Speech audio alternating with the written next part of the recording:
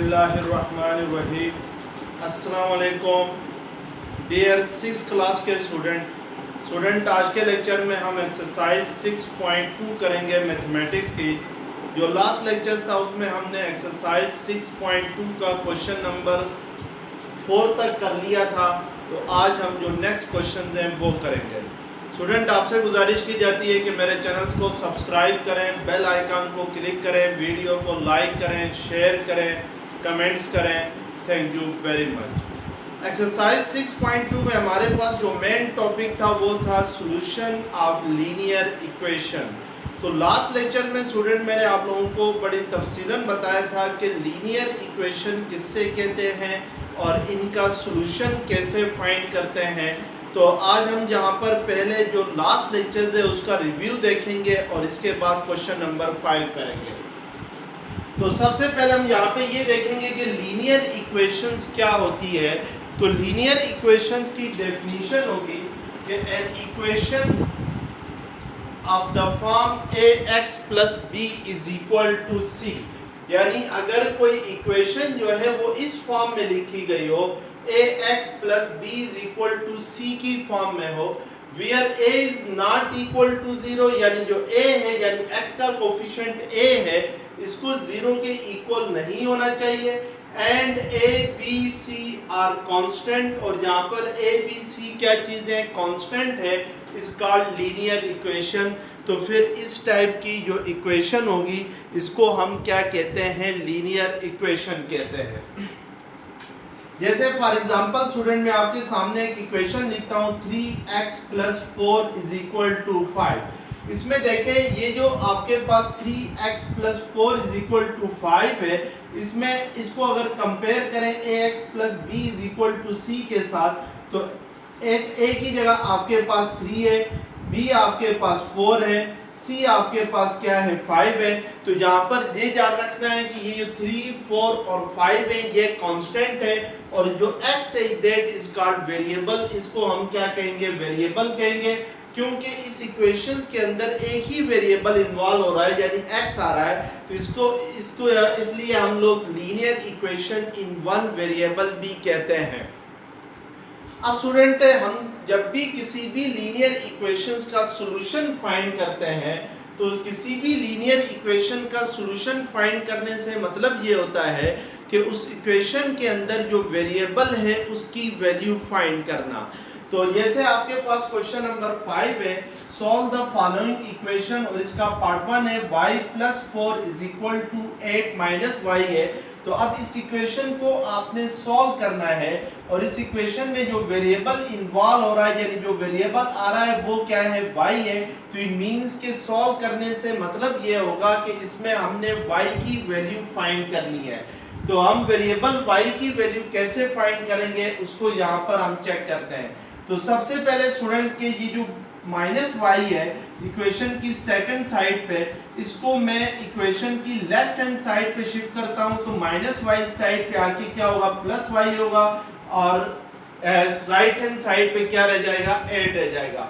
अब y plus Y किसके equal होता है, यानी हम y वाली टर्म्स को एक साथ लिखते हैं, प्लस 4 को बाद में लिखते हैं, यानी ऑर्डर चेंज करते हैं, इससे कोई फर्क नहीं पड़ता है। तो y प्लस वाई किसके इक्वल होगा, 2y के इक्वल होगा। 2y प्लस 4 किसके इक्वल आ जाएगा, 8 के इक्वल आ जाएगा। अब हम नेक्स्ट स्टेप में क्या करेंगे कि प्लस 4 को इक्वेशन की राइट हैंड साइड पे शिफ्ट करेंगे, तो 2y इज इक्वल टू क्या आ जाएगा, 8 माइनस 4 होगा, यानी प्लस 4 इक्वेशन की राइट हैंड साइड पे जाके क्या हो जाएगा, माइनस 4 हो जाएगा। तो इट मींस के 2y is equal to 8 minus 4 आ गया, तो 8 माइनस 4 क्या होता है, 4 होता है। अब चूंकि हमें y की वैल्यू चाहिए, तो यहाँ पे ये 2y की वैल्यू 4 आ गई है, तो दोनों साइड्स का 2 जो है वो y के साथ मल्टीप्लाई हो रहा है। तो इट मींस के राइट हैंड साइड पे जाके क्या होगा, डिवाइड होगा, तो 2 2 ज़र क्या होता है, 4 होता है। तो इट मींस के y की वैल्यू आपके पास क्या आ जाएगी, 2 के इक्वल आ जाएगी। तो this is the solution of the linear equation. इसी तरीके से इसका पार्ट 3 है, बल्कि पार्ट 2 है, x minus 6 is equal to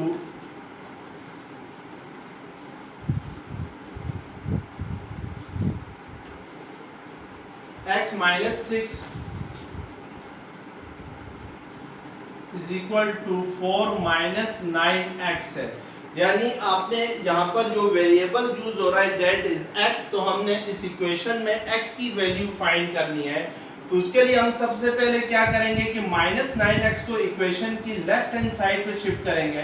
तो माइनस 9x सेकंड साइड पे आगे क्या होगा, प्लस 9x होगा, और राइट हैंड साइड पे क्या रह जाएगा, प्लस 4 रह जाएगा।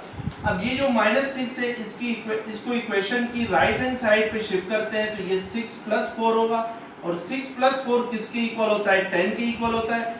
x प्लस 9x किसके इक्वल होगा, 10x के इक्वल होगा।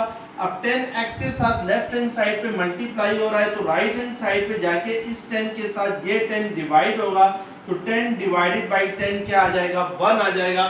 तो इट मींस कि x की वैल्यू आपके पास जहां पे क्या आ जाएगी, 1 के इक्वल आ जाएगी। इसी तरीके से इसका पार्ट 3 है,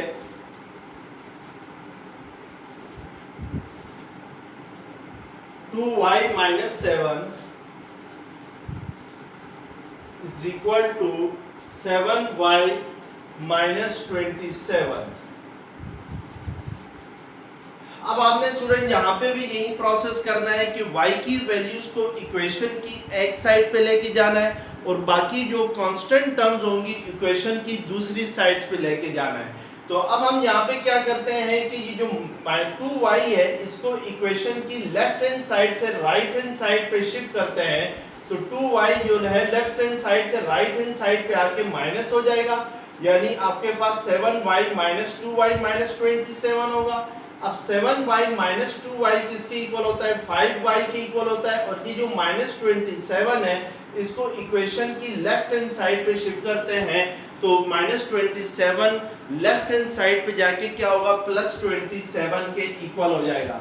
अब 27 माइनस 7 करेंगे तो क्या आता है, 20, तो इट मींस के 5y किसके इक्वल आ जाएगा, 20 के इक्वल आ जाएगा। इसको हम इस तरीके से भी लिख सकते हैं, 5y इज इक्वल टू 20, तो इट मींस के y किसके इक्वल आ जाएगा, 20 डिवाइडेड बाय 5 आएगा, यानी 5 के साथ y मल्टीप्लाई हो रहा है, तो इट मींस के 5 सेकंड साइड पे जाके क्या होगा, डिवाइड होगा, तो 5 4 20 आ जाएगा। तो इसका मतलब है कि y की वैल्यू इस इक्वेशन से क्या आ जाएगी, 4 के इक्वल आ जाएगी। तो इस तरीके से हम लोग क्या करेंगे, y की वैल्यूज फाइंड। अब क्वेश्चन नंबर 6 है, सॉल्व द फॉलोइंग इक्वेशन। आपने नीचे जो इक्वेशन है उनको सॉल्व करना है। तो याद रखें स्टूडेंट, यहाँ पर पहले आपने इक्वेशंस को सिंप्लीफाई करना है और उसके बाद y की वैल्यू या x की वैल्यू फाइंड करनी है। तो पार्ट 1 में हमारे पास है 2 into y plus 3 is equal to 8 है। तो हमने यहाँ पर y की वैल्यू फाइंड करने से पहले इसको सिंप्लीफाई करेंगे। सिंप्लीफाई कैसे करेंगे, उसके लिए हम क्या करेंगे कि ये जो 2 है इसको इक्वेशन की दूसरी साइड पे शिफ्ट करते हैं। तो 2 जो है वो y प्लस 3 के साथ मल्टीप्लाई हो रहा है, तो राइट हैंड साइड पे जाके 8 के साथ क्या होगा, डिवाइड होगा। अब 2 4 क्या होता है, 8 होता है, तो इट मींस कि y प्लस 3 किसकी इक्वल आ जाएगा, 4 के इक्वल आ जाएगा। अब चूंकि हमें y की वैल्यू चाहिए तो प्लस 3 को हम इक्वेशन की राइट हैंड साइड पे शिफ्ट करेंगे। तो राइट हैंड साइड पे जाके ये क्या होगा, माइनस होगा, तो y is equal to 4 minus 3 आ जाएगा। और 4 माइनस 3 किसके इक्वल होता है, 1 के इक्वल होता है। इसी तरीके से पार्ट 2 में आपके पास है 5 into x minus 7 is equal to 15 है। तो पहले हम 5 को इक्वेशन की राइट हैंड साइड पे शिफ्ट करेंगे। तो 5x माइनस 7 के साथ मल्टीप्लाई हो रहा है, तो राइट हैंड साइड पे जाके 15 के साथ क्या होगा, डिवाइड होगा। और 5 3 क्या होता है, 15 होता है, तो इट मींस कि x माइनस 7 किसके इक्वल आ जाएगा, 3 के इक्वल आ जाएगा। अब माइनस 7 को इक्वेशन की राइट हैंड साइड पे शिफ्ट करेंगे तो ये 7 प्लस 3 होगा, और 7 प्लस 3 किसके इक्वल होता है, 10 के इक्वल होता है। तो इट मींस के x की वैल्यू क्या आ जाएगी, 10 आ जाएगी। अब पार्ट 3 है स्टूडेंट की 7 into minus 2y plus 4 is equal to minus 4y है। इसमें हम 7 को पहले माइनस 2y और फिर प्लस 4 के साथ मल्टीप्लाई करेंगे। इसको राइट हैंड साइड पे शिफ्ट नहीं करेंगे क्योंकि राइट हैंड साइड पे 4y है, जिससे 7 4y को डिवाइड नहीं करता है। तो इसलिए हम पहले यहाँ पर अगर ये ब्रैकेट हटा दें, ये स्मॉल ब्रैकेट हटा दें, तो इसका मतलब है कि 7 जो है माइनस 2y के साथ भी मल्टीप्लाई होगा और 7 जो है वो +4 के साथ भी क्या होगा, मल्टीप्लाई होगा। और राइट हैंड साइड आपके पास क्या है, -4y है। 7 2 क्या होता है आपके पास 14 होता है, और प्लस इंटू माइनस क्या होता है, माइनस, तो इट मीन्स कि ये -14y और 7 4 24 होता है, नहीं 28 होता है। और राइट हैंड साइड आपके पास क्या है, -4y एज इट इज आ जाएगी। अब -14y को आपने इक्वेशन की राइट हैंड साइड पे शिफ्ट करना है, तो आपके पास का मतलब है कि -14y सेकंड साइड पे जाके +14y होगा, तो ये 14y माइनस क्या आ जाएगा, 4y आएगा। 14y माइनस 4y किसके इक्वल होगा, 10y इज इक्वल टू 28 होगा। तो इट मीन्स कि यहाँ से 10y किसके इक्वल आ जाएगा, 28 के इक्वल आ जाएगा। अब यहाँ से हम आगे इधर करते हैं, तो 10y अगर 28 के इक्वल है तो y किसके इक्वल आएगा, 28 डिवाइडेड बाई 10 के इक्वल आएगा। 28 को अगर 10 से हम डिवाइड करते हैं तो ये हमारे पास क्या आंसर आ जाएगा, 2.8 आ जाएगा। तो इट मीन्स कि जो y की वैल्यू है वो आपके पास क्या आ जाएगी, 2.8 आ जाएगी। तो इस तरीके से हम क्या करेंगे, x और y की वैल्यूज़ को फाइंड करेंगे। यानी लीनियर इक्वेशंस को सॉल्व करने से मतलब ये होता है कि उसमें जो वेरिएबल है यानी x है, y है या z है, उसकी वैल्यू फाइंड करना। तो इस तरीके से हम लोगों ने इन वेरिएबल x, y, z की वैल्यूज़ फाइंड करेंगे। अब जो पार्ट 4 है वो ज़रा देखते हैं।